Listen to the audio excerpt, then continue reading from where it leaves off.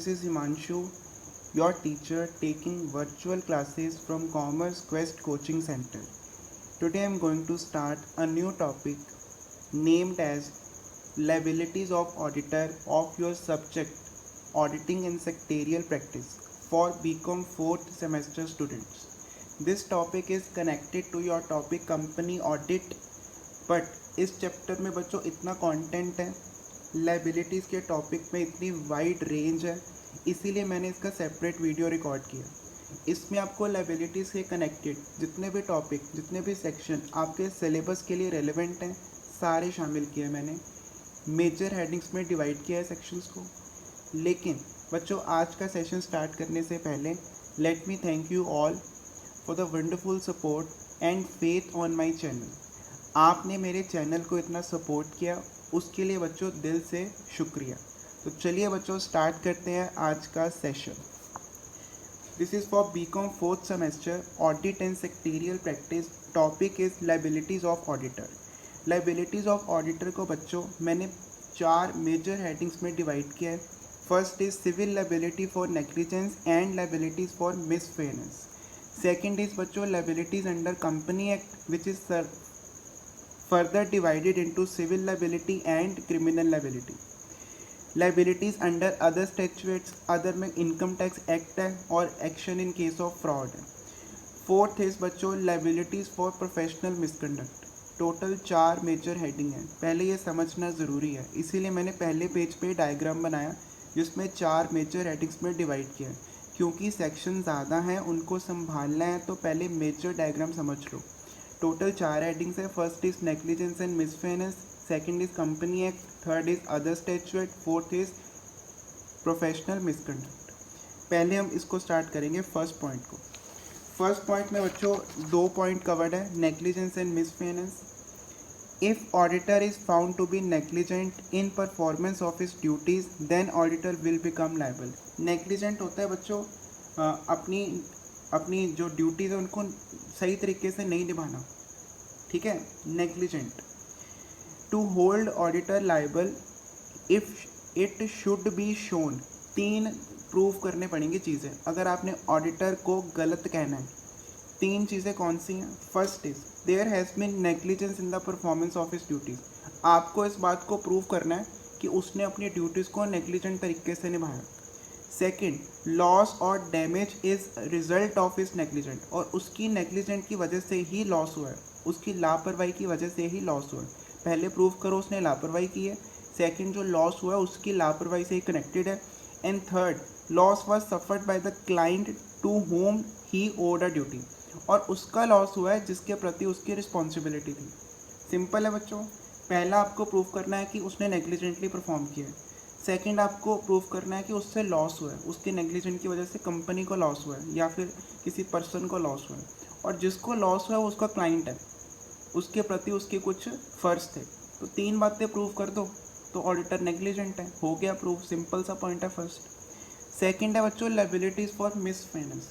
ये पॉइंट पढ़ने से पहले बच्चों मिसफेयरेंस का मतलब नीचे मैंने 2 बार इसको समझाने की कोशिश की आपको अलग अलग तरीके से। First is wrongful exercise of lawful authority. अपने लॉफुल अथॉरिटी का गलत इस्तेमाल करना, किसी पावरफुल पोजीशन का मिसयूज़ करना।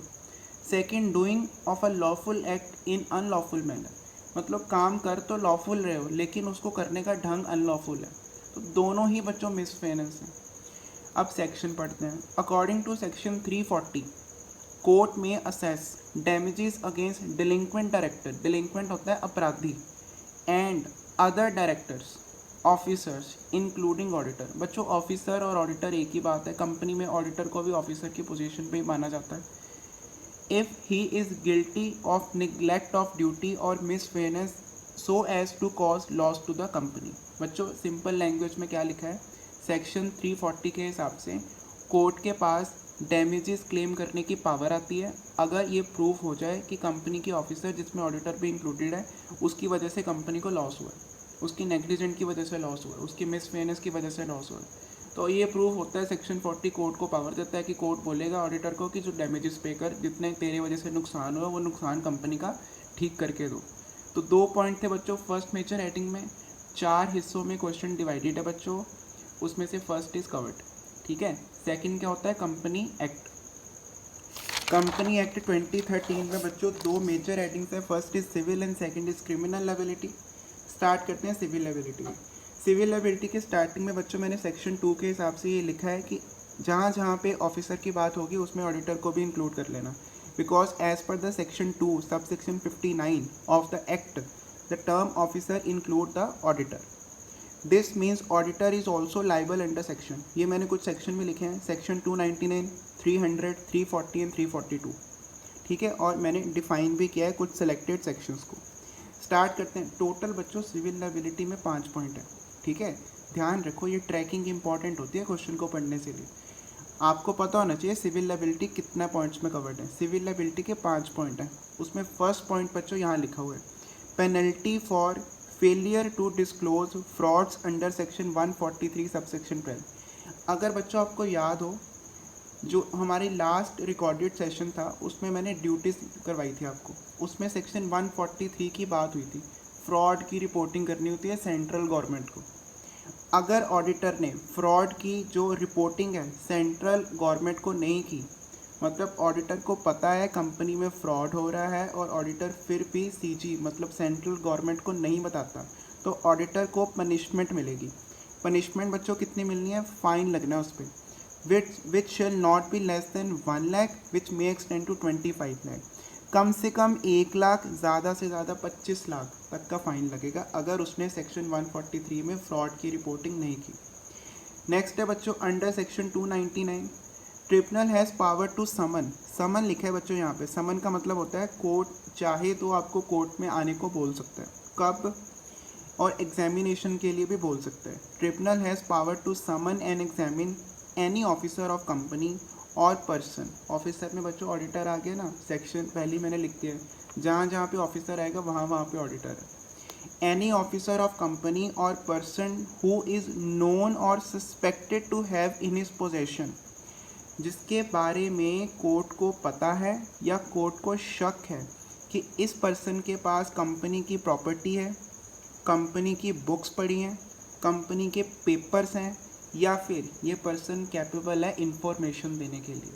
समझ रहे हो बच्चों, ट्रिब्यूनल मतलब कोर्ट, कोर्ट आपको समन करेगा, समन का मतलब होता है कोर्ट में बुलाएगा, एग्जामिन करने को बोलेगा उस हर एक ऑफिसर को जिसके बारे में कोर्ट को पता है, मीन्स उसके पास प्रूफ्स हैं या कोर्ट को शक भी है, suspected to have possession of any property, any books of account, papers of company और capable of giving information concerning company के प्रमोशन और कंपनी के फॉर्मेशन के रिलेटेड और अफेयर्स ऑफ कंपनी, कंपनी के जितने भी रेगुलर के काम हैं उसके बारे में आपके पास इंफॉर्मेशन है, आपके पास प्रॉपर्टी के रिलेटेड डॉक्यूमेंट्स हैं, आपके पास कंपनी के पेपर्स हैं और कोर्ट को आप पे शक है या कोर्ट को पता है कि आपने छुपाए हुए हैं, तो कोर्ट आपको समन करके एग्जामिनेशन करवा सकता है, आपसे पूछताछ कर सकता है, इंक्लूडिंग ऑडिटर ऑफ कंपनी।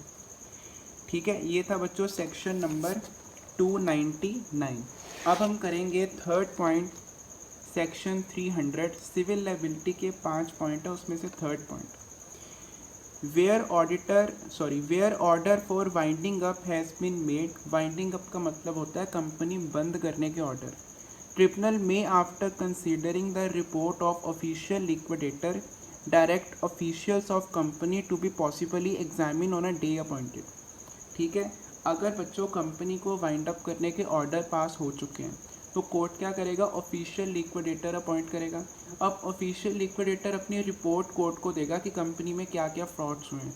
तो अगर ऑफिशियल लिक्विडेटर की रिपोर्ट में कंपनी के ऑफिसर्स में ऑडिटर का नाम हुआ तो ऑडिटर को भी एग्जामिनेशन के लिए कोर्ट बुला सकता है on a day appointed. Court उसको पहले ही बोलेगा कि इस दिन आपको अपना, जैसे कहते हैं ना, पेशी होगी उस दिन उसको कोर्ट में जाना है फॉर इंक्वायरी, कोर्ट उससे सवाल जवाब करेगा। ये था सेक्शन 300 बाइंडिंग अप के रिलेटेड था।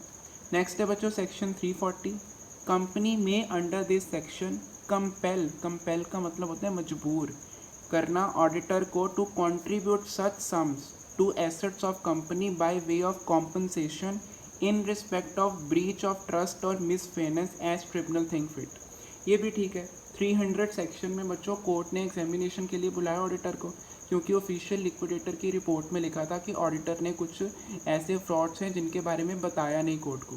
तो अब कोर्ट क्या करेगा, कोर्ट उसको पूछताछ के लिए बुलाएगा सेक्शन 300 में, और 340 में अगर प्रूफ हो गया कि उसकी गलती है तो कोर्ट उसको बोलेगा आप कंट्रीब्यूट करो, जितना कंपनी का नुकसान हुआ है उसको कॉम्पनसेट करो। नुकसान क्यों हुआ है, ब्रीच ऑफ ट्रस्ट, आपने कंपनी के जो फ्रॉड्स थे उनके बारे में नहीं बताया, आपने ट्रस्ट को तोड़ा। एंड मिस फेयरनेस, आपने अपने काम को अच्छे से नहीं परफॉर्म किया। एज ट्रिब्यूनल थिंक फिट, जो भी ट्रिब्यूनल को लगेगा उतनी कॉम्पनसेशन ऑडिटर को पे करनी पड़ेगी अंडर सेक्शन 340। 300 सेक्शन के अंडर उसको एग्जामिन करेंगे, 340 सेक्शन में उसको कॉम्पनसेशन पे करनी पड़ेगी as per the order of the court. Tribunal means court. Next है बच्चों 5th point, liability for misstatement in the prospectus. बच्चों कंपनी के प्रोस्पेक्टस में अगर आपने कोई गलत इन्फॉर्मेशन दी तो आपके ऊपर चार्ज क्रिएट हो जाएगा। Where a person has subscribed securities of company, किसी पर्सन ने कंपनी में सिक्योरिटी सब्सक्राइब की, मतलब कंपनी में शेयर्स सब्सक्राइब किए। Acting on any statement included और इंक्लूजन और omission of any matter in the prospectus which is misleading और सस्टेन्ड एनी लॉस और डैमेज। बच्चों क्या लिखा है कि अगर इंफॉर्मेशन जो प्रोस्पेक्टस में लिखी थी जिसको पढ़ के किसी पर्सन ने कंपनी में शेयर सब्सक्राइब किए, वो इंफॉर्मेशन बच्चों या तो उसमें कोई ऐसी चीज़ इंक्लूड कर देगी जो गलत है, या उसमें कोई इंपॉर्टेंट इन्फॉर्मेशन ओमिट कर देगी। ओमिशन का मतलब होता है मिस करना, जैसे कोई इंपॉर्टेंट इन्फॉर्मेशन है कंपनी के बारे में वो बताई नहीं, या कुछ ऐसा बताया जो गलत है प्रोस्पेक्टस में, और उसी प्रोस्पेक्टस को पढ़ के लिखा है ना विच इज़ मिसलीडिंग, मिसलीडिंग मतलब गलत है, उसी प्रोस्पेक्टस को पढ़ के जिस पर्सन ने कंपनी में शेयर्स लिए थे उसको लॉस हो गया, तो इसकी लायबिलिटी किसकी बनती है वो नेक्स्ट पेज पे मैंने लिखा है। अभी आपको इस पेज पे क्या मिला है पढ़ने को, अगर किसी पर्सन ने कंपनी में शेयर सब्सक्राइब किए हैं कंपनी के प्रोस्पेक्टस को पढ़ के, प्रोस्पेक्टस में कुछ इंक्लूजन है जो मिसलीडिंग है, या कुछ ओमिशन है, कुछ भूल गए वो बताना जो मिसलीडिंग है, और उस पर्सन को लॉस हुआ, तो उस लॉस को कौन बेयर करेगा बच्चों, उस लॉस को कंपनी और एवरी पर्सन, ये 5 लोग उसको बेयर करेंगे। एक तो कंपनी के ऊपर चार्ज क्रिएट होगा, कंपनी की गलती है, कंपनी ने प्रोस्पेक्टस में इंफॉर्मेशन सही क्यों नहीं दी, और एवरी पर्सन में 5 लोग हैं। First is director of company at the time of issue of prospectus, जो उस टाइम कंपनी के डायरेक्टर थे। Second, has authorise himself to be named in the prospectus as director of company, या जिसने अपना नाम एज अ डायरेक्टर दिया था प्रोस्पेक्टस में। Third is promoter of company. Fourth, authorise to issue the prospectus, जिस पर्सन की रिस्पॉन्सिबिलिटी थी प्रोस्पेक्टस को इशू करना। एंड फिफ्थ इज़ बच्चों एक्सपर्ट। ये 5 लोग will liable to pay compensation to every person who sustain such loss. उन सबको कॉम्पनसेशन देंगे जिनकी गलत इन्फॉर्मेशन पर यकीन करके, मतलब प्रोस्पेक्टस में कुछ गलत इन्फॉर्मेशन लिखी हुई थी जिनको पढ़कर उन्होंने कंपनी में शेयर सब्सक्राइब किए और उनको लॉस हो गया। मतलब आपने गलत प्रोस्पेक्टस दिए, गलत प्रोस्पेक्टस को पढ़ लिया उन्होंने, या फिर प्रोस्पेक्टस में कुछ गलत इन्फॉर्मेशन थी, या फिर कोई इंपॉर्टेंट इन्फॉर्मेशन लिखी नहीं थी। जैसे कंपनी को पोल्यूशन कंट्रोल बोर्ड का नोटिस आ चुका है कि अगर आपने कंपनी में पोल्यूशन कंट्रोल करने के लिए स्टेप्स नहीं उठाए तो आपकी कंपनी को सील कर देंगे, आपकी कंपनी बंद कर देंगे। इतनी इंपॉर्टेंट इन्फॉर्मेशन बताई नहीं, तो अगर उस वजह से किसी शेयर होल्डर को लॉस हो गया तो ये कंपनी भुगतेगी और ये 5 लोग बेयर करेंगे, they liable. First is director, second is authorise himself to be director, third is promoter, fourth is authorise for issue of prospectus, and fifth is expert. ये 5 लोग बच्चों लायबिलिटी बेयर करेंगे। ये थी बच्चों सिविल लायबिलिटी। 5 पॉइंट थे। 5 point कौन कौन से थे एक बार देख लो। फर्स्ट था फ्रॉड नहीं बताया, सेक्शन 143 सब सेक्शन 12 में। सेकंड सेक्शन 299, उसके पास कोई प्रॉपर्टी है कंपनी की, कागज़ है कंपनी के, डॉक्यूमेंट्स है कंपनी के, उसके पास इंफॉर्मेशन है कंपनी के बारे में, तो कोर्ट उसको समन करेगा, एग्जामिन करेगा। 300 सेक्शन में उसको examination on a day appointed बुलाया जाएगा, उससे पूछताछ की जाएगी। 340 में उसको बोलेंगे कंट्रीब्यूट कर क्योंकि तेरी गलती से कंपनी को लॉस हुआ है। फिफ्थ में बच्चों प्रोस्पेक्टस वाला पॉइंट। ये 5 पॉइंट थे सिविल लायबिलिटी में। अब बच्चों स्टार्ट करते हैं criminal liability under company act. Criminal liability, criminal liability में बच्चों छोटे छोटे पॉइंट्स हैं, इजी है क्रिमिनल लायबिलिटी। स्टार्ट करते हैं। First is miss statement in the prospectus under section 34। पिछले अभी पढ़ के आए ना, प्रोस्पेक्टस में गलत इन्फॉर्मेशन थी, वही बच्चों क्रिमिनल लायबिलिटी में भी कवर्ड है पॉइंट। अगर आपने प्रोस्पेक्टस में गलत इन्फॉर्मेशन दी तो सेक्शन 35 में सिविल लायबिलिटी भी है, सेक्शन 34 में क्रिमिनल लायबिलिटी भी है। मतलब इतना बड़ा गुनाह है अगर आपने प्रोस्पेक्टस में गलत इन्फॉर्मेशन दी, इतना बड़ा एक क्राइम है। सिविल लायबिलिटी में भी कवर्ड है, क्रिमिनल में भी कवर्ड है। Where an auditor make any false, झूठ बोलना, with material detail in report, returns, prospectus और ओमिट का मतलब होता है भूलना। Any material fact knowing to be false, उसको पता था गलत है इन्फॉर्मेशन, उसने फिर भी कंपनी की रिपोर्ट्स में, कंपनी की रिटर्न्स में, कंपनी के प्रोस्पेक्टस में इंफॉर्मेशन दी या भूल गया इन्फॉर्मेशन, और जो इन्फॉर्मेशन दी वो गलत थी, उसको पता था, ही शैल बी पनिशेबल। उसको क्या पनिशमेंट मिलेगी बच्चों? उसको जेल भी होगी एंड फाइन भी लगेगा।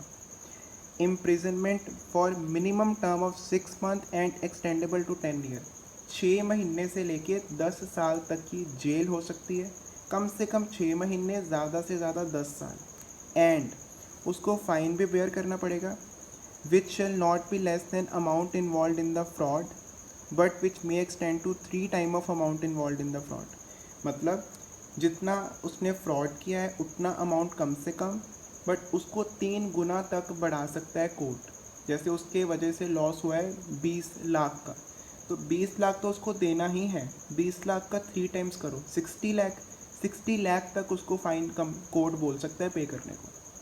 बच्चों इम्प्रिजनमेंट होगी कम से कम 6 महीने की, ज़्यादा से ज़्यादा 10 साल की, और फाइन होगा जितना उसने फ्रॉड किया है कम से कम उतना, ज़्यादा से ज़्यादा 3 गुना जितना फ्रॉड किया है।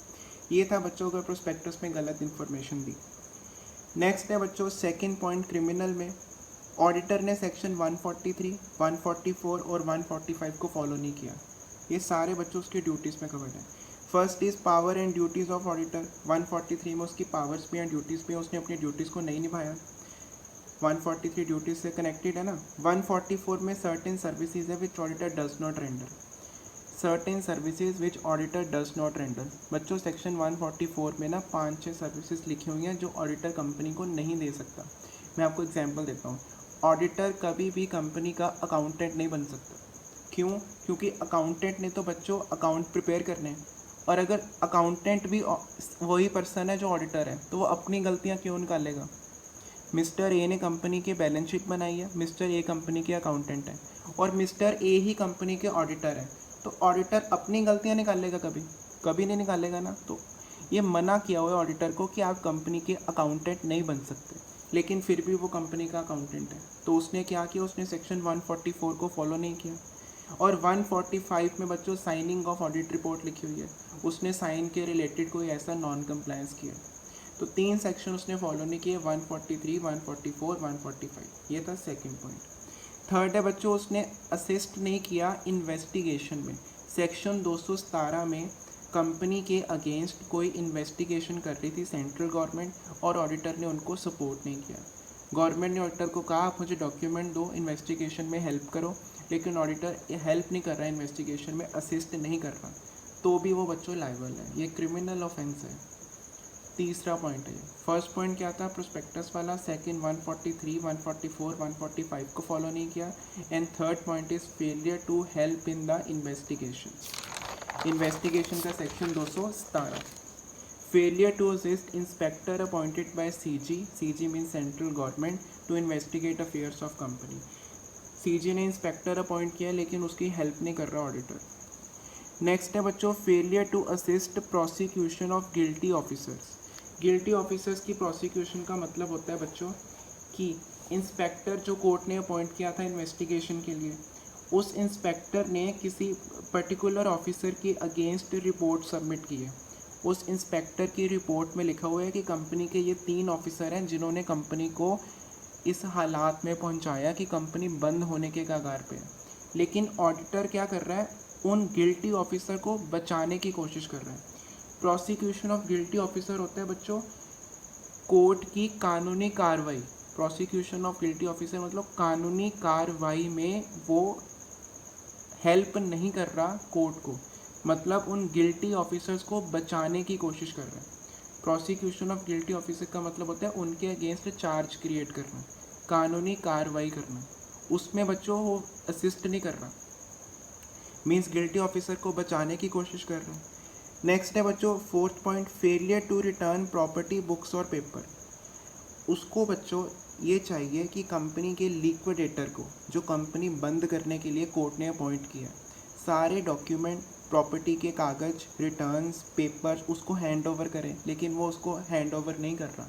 वो ऑफिशियल लिक्विडेटर को कह रहा है कि मेरे पास डॉक्यूमेंट्स हैं ही नहीं। नेक्स्ट है बच्चों penalty for falsification of books. उसने बच्चों कंपनी की बुक्स में कुछ गड़बड़ की है, मतलब उसने बैलेंस शीट में कुछ ऐसा किया है जो उसको नहीं करना चाहिए था, मीन्स उसने फॉल्सिफिकेशन किया बुक्स ऑफ अकाउंट की, बुक्स ऑफ अकाउंट को गलत प्रिपेयर किया है, मतलब या प्रिपेयर करने दिया है, क्योंकि उसके सिग्नेचर होते हैं, वो चाहता तो साइन नहीं करता, वो बताता कि इसमें गलती है, लेकिन उसने फॉल्सिफाइड किया बुक्स को, फॉल्सिफिकेशन ऑफ बुक्स की उस पर पेनल्टी लगेगी। एंड लास्ट पॉइंट है बच्चों penalty for deliberate act of commission और omission. If any return, report, certificate, financial statement, prospectus और एनी डॉक्यूमेंट, सारे कवर हो गए बच्चों। ऑडिटर सीए क्या करता है, रिटर्न बनाता है, रिपोर्ट बनाता है, सर्टिफिकेट देता है, financial statement means balance sheet वो फाइनलाइज करता है, प्रोस्पेक्टस बनाता है कंपनी का, कभी कभी उसमें हेल्प भी करता है, और कोई भी डॉक्यूमेंट विच इज़ फॉल्स और which contain omission of any material fact. Omission मैंने पहले ही बताया, कुछ भूलना, उसने कोई इंपॉर्टेंट इन्फॉर्मेशन नहीं दी और जितनी इन्फॉर्मेशन दी है वो फॉल्स है, तो बच्चों उस पर सेक्शन 447 लगेगा, उस पर सेक्शन 447 लगेगा। और सेक्शन 447 में बच्चों पेनल्टी लगेगी उस पर।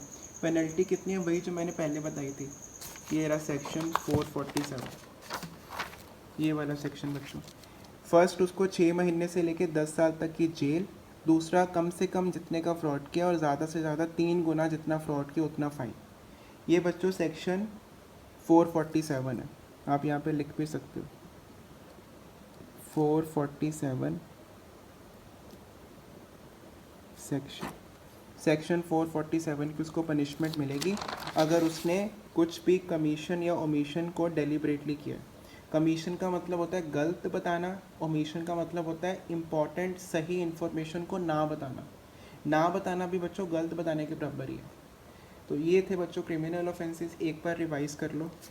टोटल बच्चों कितने पॉइंट हैं, 4 पॉइंट इस पेज पे हैं और 3 पॉइंट, टोटल 7 पॉइंट हैं। फर्स्ट था प्रोस्पेक्टस वाला कॉमन पॉइंट, सेकंड था बच्चों उसने 143, 144 और 145 को फॉलो नहीं किया, देन उसने इन्वेस्टिगेशन में हेल्प नहीं की, प्रोसिक्यूशन ऑफ गिल्टी ऑफिसर को जेल तक पहुंचाने में हेल्प नहीं की, प्रोसिक्यूशन मतलब कानूनी कार्रवाई में हेल्प नहीं की, प्रॉपर्टी, बुक्स और पेपर्स हैंड ओवर नहीं किए लिक्विडेटर को, बुक्स ऑफ अकाउंट को फॉल्सिफिकेशन की बुक्स ऑफ अकाउंट की, और डेलिबरेटली कुछ गलत बताया या कुछ इंपॉर्टेंट नहीं बताया। इन 7 पॉइंट में बच्चों क्रिमिनल चार्ज लगेगा on officer of company which includes auditor. अब बच्चों आपके क्वेश्चन की थर्ड मेजर हेडिंग, फर्स्ट थी नेग्लिजेंट और मिसफेयरनेस वाली, सेकंड था कंपनी एक्ट जिसमें सिविल भी था क्रिमिनल भी था, सिविल में 6 पॉइंट, क्रिमिनल में 7 पॉइंट। अब बच्चों आए अदर स्टैट्यूट। अदर स्टैट्यूट में क्या था, income tax act. Income tax act के बच्चों मैंने 2 सेक्शन लिखे हैं यहाँ पे, सेक्शन 288 एंड सेक्शन 278। पहले सेक्शन 288 पढ़ो, डिसएबिलिटी टू रिप्रेजेंट असेसी। बच्चों अगर आप पे ऊपर कोई चार्ज क्रिएट हो चुका है, आप गिल्टी हो किसी वजह से, तो आप अपने क्लाइंट को इनकम टैक्स ऑफिस में जाके रिप्रेजेंट नहीं कर सकते। नॉर्मली क्या होता है, क्लाइंट को रिप्रेजेंट कौन करता है इनकम टैक्स ऑफिस में, क्लाइंट को रिप्रेजेंट करता है या तो उसका एडवोकेट या फिर उसका ऑडिटर मीन्स चार्टर्ड अकाउंटेंट। वो कब उसको रिप्रेजेंट नहीं कर सकता, वो सेक्शन 288 में लिखा है। सिंपल है, उसके ऊपर पहले से कोई मुकदमा चल रहा है, तो जिसके ऊपर मुकदमा चल रहा है वो किसी और के लिए क्या मुकदमा लड़ेगा।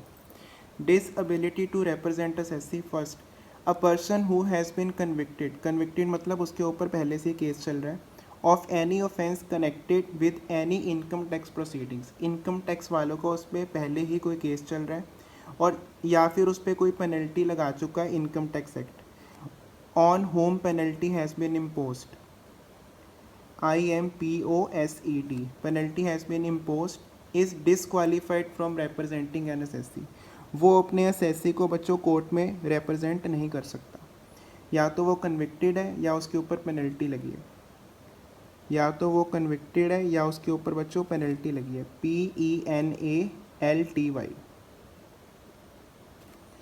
सेकेंड बच्चों CA chartered accountant found guilty of professional misconduct by council of ICAI means Institute of Chartered Accountant of India cannot represent for such time order of council disqualifying। बच्चों ये क्या लिखा हुआ है, चार्टेड अकाउंटेंट का institute है, institute of chartered accountant of India, उसने उसको प्रोफेशनल मिसकंडक्ट की वजह से सस्पेंड किया हुआ है, तो जितनी देर वो डिस्क्वालीफाइड है उतनी देर वो अपने क्लाइंट को रिप्रेजेंट नहीं करेगा। कितना सिंपल है बच्चों, देखो पहले वो कब नहीं रिप्रेजेंट करेगा, जब उस पर इनकम टैक्स प्रोसीडिंग के अगेंस्ट कोई केस चल रहा है या फिर उस पर कोई पेनल्टी इम्पोज है। सेकंड, उसको council of institute of chartered accountant of India ने सस्पेंड किया हुआ है, जितनी देर तक सस्पेंड है अपने क्लाइंट का केस नहीं लड़ सकता, अपने क्लाइंट को रिप्रेजेंट नहीं कर सकता। Simple section 288।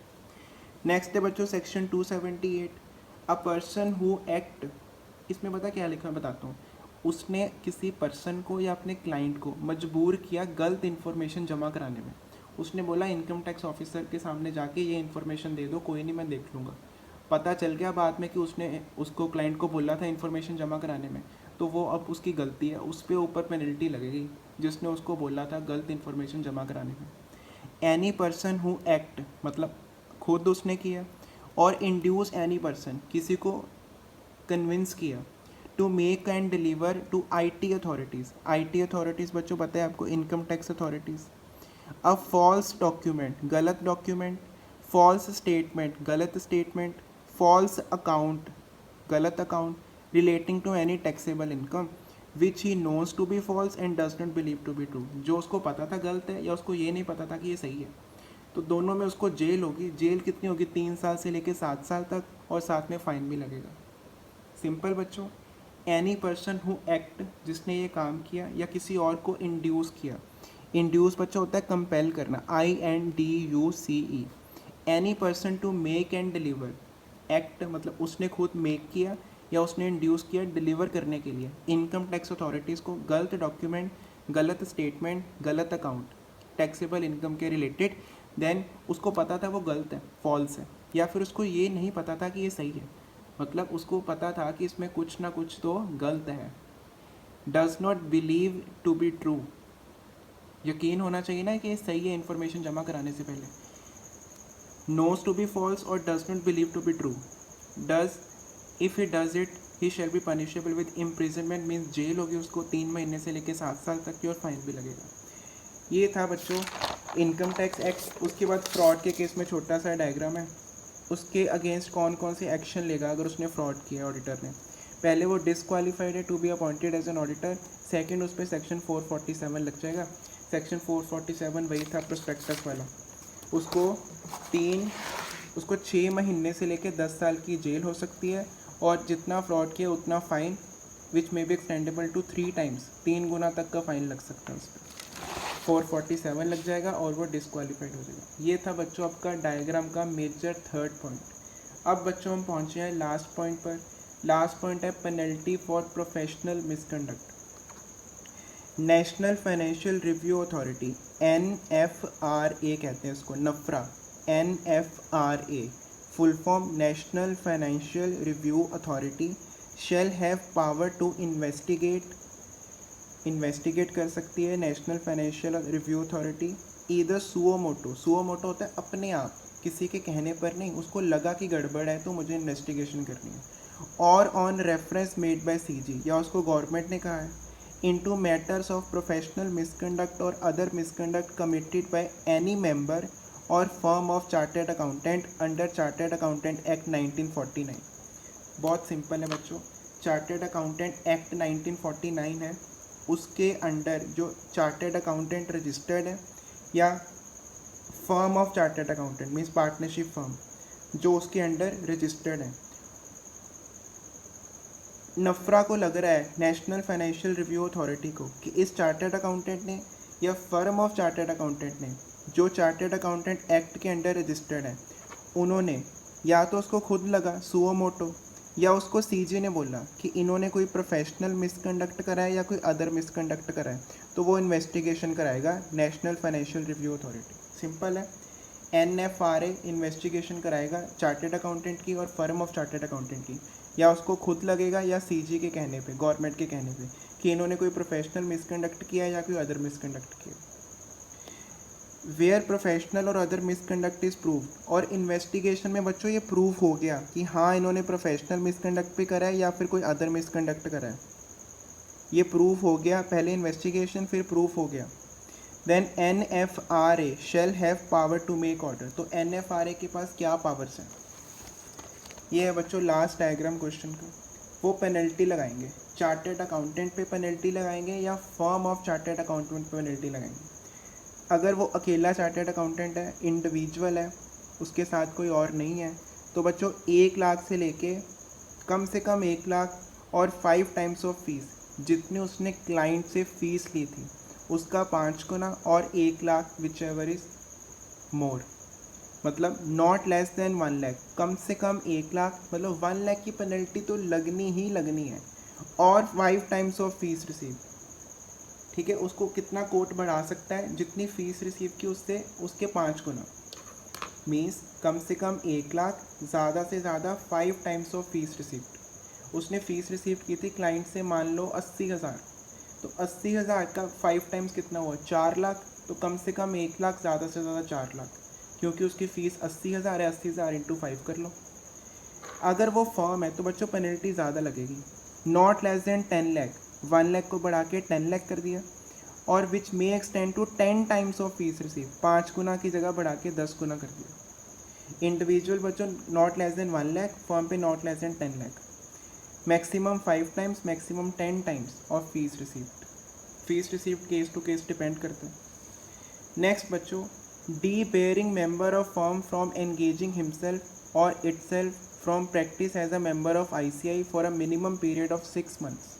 6 महीने के लिए बच्चों उस चार्टर्ड अकाउंटेंट को सस्पेंड कर देंगे या फिर उसकी फर्म ऑफ चार्टर्ड अकाउंटेंट को सस्पेंड कर देंगे 6 महीने के लिए, और for such higher period not exceeding 10 years as may be decided by national financial review authority. बच्चों 6 महीने तक, मिनिमम 6 महीने तक सस्पेंड करेंगे, ज़्यादा से ज़्यादा 10 साल तक सस्पेंड कर सकते हैं, जैसे भी NFRA डिसाइड करेगा, national financial review authority decide करेगी। मिनिमम पीरियड ऑफ 6 मंथ और for such higher period not exceeding 10 years, ज़्यादा से ज़्यादा 10 साल, मिनिमम 6 मंथ मैक्सिमम 10 ईयर्स के लिए सस्पेंड कर देंगे उसको जिसने प्रोफेशनल मिसकंडक्ट या अदर मिसकंडक्ट में प्रूव हो गया कि उसने गलती की है। ठीक है, ये था बच्चों आपका लायबिलिटी ऑफ ऑडिटर का क्वेश्चन। इसमें टोटल बच्चों मेजर हेडिंग्स बनाई मैंने 4। अब मैं आपको 2 मिनट में क्विक रिवीजन करवाऊंगा सारे क्वेश्चन की, एंड देन ये हमारा लेक्चर ख़त्म हो जाएगा। बच्चों ये एग्जामिनेशन पॉइंट ऑफ व्यू से भी इम्पॉर्टेंट है, वैसे भी इम्पॉर्टेंट है। देखो कितनी नॉलेजेबल चीज़ है ये। आपको पता होगा कि कौन कौन से गलतियाँ ऑडिटर करता है जिसकी वजह से ऑडिटर पे चार्ज क्रिएट हो सकता है, तो नॉलेजेबल भी है, एग्जामिनेशन के लिए तो इम्पॉर्टेंट है ही, तभी मैंने इसका अलग से लेक्चर प्रिपेयर किया, आपको अलग से वीडियो बना के दी है, अलग से वीडियो रिकॉर्ड करके दी है। तो फटाफट बच्चों 2 मिनट में रिवाइज कर लो। टोटल हेडिंग्स बच्चों कितनी है 4। First is civil liability for negligence and second is misfeasance. फिर कंपनी एक्ट के अंदर 2 पॉइंट है, सिविल लायबिलिटी में 6 पॉइंट है, क्रिमिनल में 7 पॉइंट है। इनकम टैक्स एक्ट के अंडर कोई चार्ज है अदर स्टैट्यूट्स में या फिर action in case of fraud, and then for professional misconduct. Negligence में बच्चों 3 चीज़ें प्रूफ करनी है, वो नेग्लिजेंट है, उसकी वजह से लॉस हुआ है, लॉस उसके क्लाइंट को हुआ है। मिसफेनेंस का मतलब होता है wrongful exercise of lawful authority या फिर doing a lawful act in the unlawful manner. इसमें भी उसमें बच्चों डैमेजेस कोर्ट लगा सकता है सेक्शन 340 में। फिर बच्चों सिविल लायबिलिटी में पहले लिख देना सेक्शन 2 सबसेक्शन 59, सबसेक्शन 59 में लिखा है ऑफिसर, जहाँ भी आएगा वहाँ ऑडिटर की बात भी हो रही है, ऑफिसर इंक्लूड्स ऑडिटर। सेक्शन लिखे हैं बच्चों, टोटल 6 पॉइंट हैं। फर्स्ट पॉइंट है बच्चों, 6 नहीं 5 पॉइंट है, ठीक है 5। फर्स्ट इज़ 143 में उसने फ्रॉड को रिपोर्ट नहीं किया। 299 में समन करेगा कोर्ट, अगर कोर्ट को लगता है इसके पास कोई प्रॉपर्टी बुक्स या फिर पेपर है या फिर इसके पास कोई इन्फॉर्मेशन है कंपनी के बारे में। नेक्स्ट 300 में वाइंडिंग अप के टाइम पे उसको एग्जामिनेशन के लिए ऑन अ डे अपॉइंटेड बुलाया जा सकता है। 340 में उसको कंट्रीब्यूट करने को बोला जाएगा, क्योंकि एग्जामिनेशन में प्रूफ हो गया होगा कि उसने गलत किया है कुछ। प्रूफ होने के बाद उसको कंट्रीब्यूट करना पड़ेगा। ब्रीच ऑफ ट्रस्ट और मिसफेयरनेस की वजह से ट्रिब्यूनल मीन्स कोर्ट उसको ऑर्डर करेगा। Then liability for misstatement in the prospectus, उसने प्रोस्पेक्टस में गलत इन्फॉर्मेशन में हामी भरी थी और गलत इन्फॉर्मेशन की वजह से लॉस हो गया, जिस इन्फॉर्मेशन को पढ़ के लोगों ने शेयर्स लिए थे कंपनी में। कंपनी रिस्पॉन्सिबल है और 5 लोग रिस्पॉन्सिबल है। First is director of company, second who authorise himself to be director, third promoter, fourth authorised officer and fifth is expert. Next है बच्चों criminal. First point again misstatement in the prospectus, उसमें बच्चों 447 लग जाएगा, 6 महीने से लेकर 10 साल की जेल और कम से कम जितना फ्रॉड किया और ज़्यादा से ज़्यादा 3 गुना of the amount of fraud fine लगेगा। नेक्स्ट बच्चों सेकंड पॉइंट था, 5 पॉइंट है सिविल में, अब सेकंड पॉइंट है क्रिमिनल का। 143, 144 और 145 को उसने फॉलो नहीं किया। 143 में पावर एंड ड्यूटी है, 144 में सर्टेन सर्विसेज जो उसको मना थी, एग्जाम्पल दी मैंने अकाउंटेंट की, 145 का साइन नहीं। नेक्स्ट उसमें बच्चों इन्वेस्टिगेशन में मदद नहीं की, उसने failure to assist the prosecution of guilty officers को बचाने की कोशिश की, कानूनी कार्रवाई में दखल अंदाजी की। प्रॉपर्टी बुक्स और पेपर रिटर्न नहीं किए लिक्विडेटर को, ऑफिशियल लिक्विडेटर को। फॉल्सिफिकेशन ऑफ बुक्स की, डेलिबरेटली कमीशन और ओमिशन की। कमीशन होता है गलत इन्फॉर्मेशन देना, ओमिशन होता है सही इन्फॉर्मेशन को मत देना, सही इन्फॉर्मेशन को छुपाना। उस पर सेक्शन 447 लग जाएगा। 447 ये था, 6 से 10 साल की, 6 महीने से 10 साल की जेल, कम से कम जितना फ्रॉड किया ज़्यादा से ज़्यादा 3 गुना उसका फाइन। नेक्स्ट बच्चों आता था, अब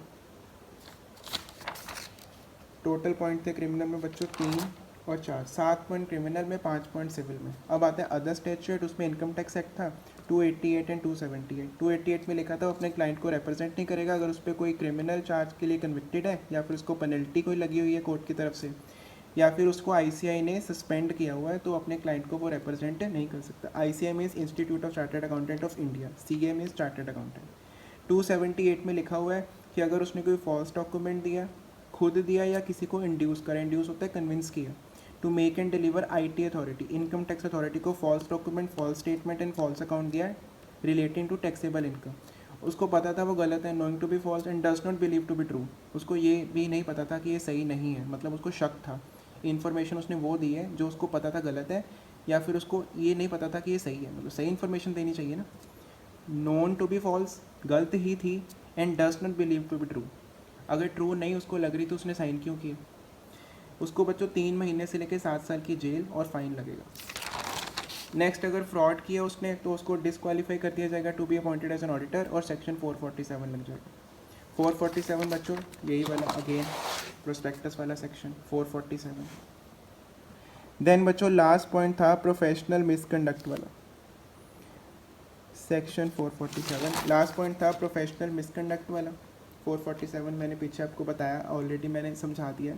पेनल्टी फॉर प्रोफेशनल मिसकंडक्ट में लिखा है कि उसके against national financial review authority investigate करेगा, सुओ मोटो या CG के कहने पे, अपने आप या CG के कहने पे, कि उसने कोई प्रोफेशनल या अदर मिसकंडक्ट किया। किसने? चार्टर्ड अकाउंटेंट ने या फर्म ऑफ चार्टर्ड अकाउंटेंट ने, जो चार्टर्ड अकाउंटेंट एक्ट 1949 में रजिस्टर्ड है और प्रूफ भी हो गया उन्होंने कोई प्रोफेशनल या अदर मिसकंडक्ट कर रहा है, तो उन पे बच्चों पेनल्टी लगेगी। इंडिविजुअल पे not less than 1 lakh, firm पे not less than 10 lakh. Individual पे ज़्यादा से ज़्यादा 5 गुना जितना फ़ीस रिसीव किया उसने, और फर्म पे 10 टाइम्स ऑफ फीस रिसीव, 10 गुना। और बच्चों उसको डीबेयर कर देंगे कि वो अब प्रैक्टिस नहीं कर सकता एज अ चार्टर्ड अकाउंटेंट या as a firm of chartered accountant, firm practice नहीं कर सकती for a minimum period of 6 month, maximum period of 10 years, as may be decided by NFRA, national financial review authority.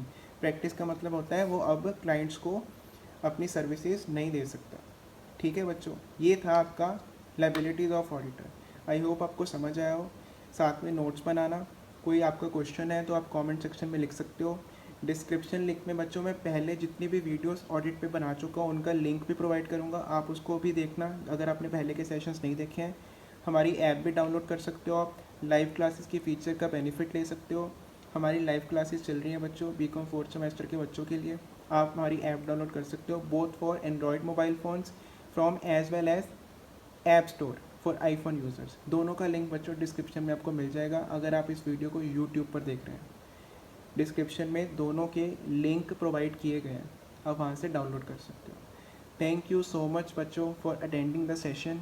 Thank you so much. मिलते हैं next video में। Channel को subscribe ज़रूर करना। Okay bye.